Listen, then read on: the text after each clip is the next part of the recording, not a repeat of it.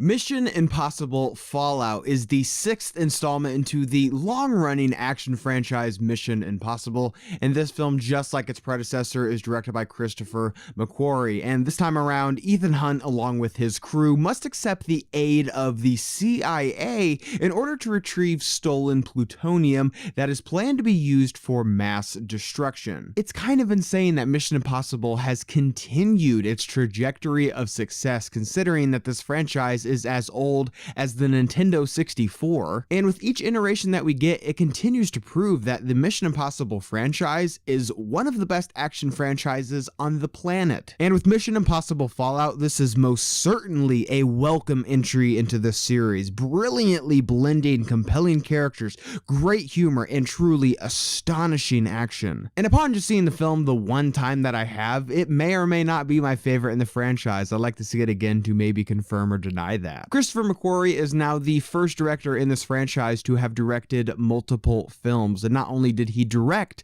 the predecessor to this film, but he also wrote both of the movies as well. And after seeing this film, I would be blown away if people do not start absolutely beating down this man's door, begging him to direct their film. There are action set pieces in this film that are nothing short of jaw-dropping, edge of your seat kind of stuff. And yet again with this film, he continues to prove that no one is directing car chases quite like Christopher McQuarrie. There is a car chase in this film that has the potential, in my opinion, to be one of the greats, and if not one of those, then certainly one of the best in the past 20 years or so. And he really shows himself to be incredibly versatile when directing action as well. There is a hand-to-hand combat scene fairly early on in a bathroom, and it is so hard-hitting, so brutal. There's a character in this film who is describing the difference between Ethan Hunt and this character, and they describe Ethan as a scalpel, but they describe this character as a hammer, and I can't think of a more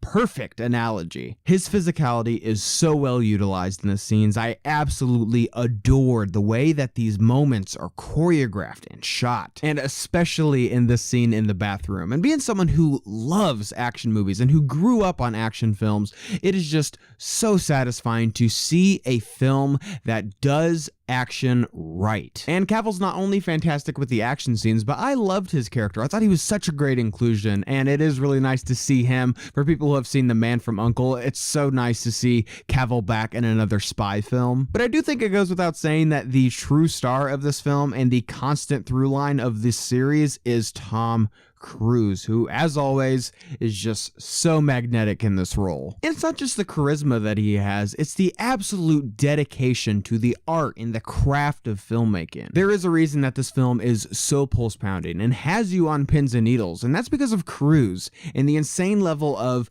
dedication and physicality that he puts forth when playing this character. Seeing him jump from a plane or a building or dangle from a helicopter, there's a reason that it's so gripping, and well, that's because he's actually doing this bonkers stuff. He truly is the movie star. Everything that he touches is better for it. Everything he's in, he goes 100% all in, and this film is no exception. Cruise is the glue that is holding this series together, and at 56, come on. But it does take more than just great action and a likable lead to continue 6 films into a series and keep me invested, and one reason that I keep coming back to these movies is the characters. Nearly every single supporting character in this film I care about. I come back wanting to know what happens with Luther and Benji. I want to know what happens next with these characters. And something that I did really appreciate about this film is every character feels so needed to this mission. Everyone is given a task, and most of the time they are pushed to a breaking point. Nearly every character in this film is on the edge of what they can get done. And just being slightly out of reach makes for some really thrilling character moments. Just seeing these characters be pushed to their absolute breaking point and coming so close. I will say this though, and it is my biggest issue with Mission Impossible Fallout, and that is that this film recycles a lot of previous plot points in the series, specifically Ghost Protocol. The MacGuffin in this film is something that we've seen before. The mask machine breaks down just before Ethan is about to meet some arms dealer of sorts and has to improvise and hope that they haven't met before. before, and those are some that just immediately come to mind. And it is because this film at its core is something that I've seen before that kind of holds me back from wanting to immediately crown this my favorite in the franchise.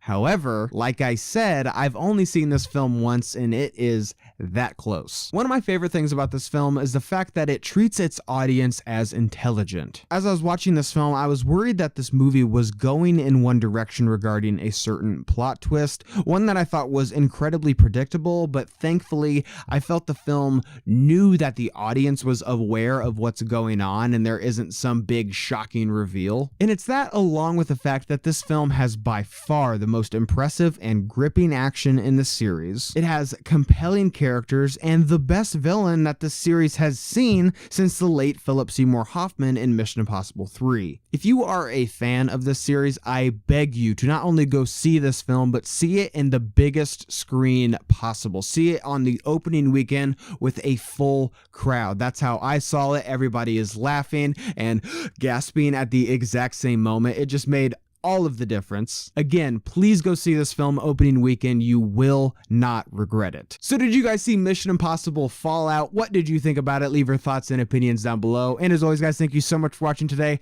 I hope you liked today's video. And if you did, you can click on the link down below and subscribe to my channel to see more movie reviews and movie related things. Guys, thank you so much for watching and see you next time.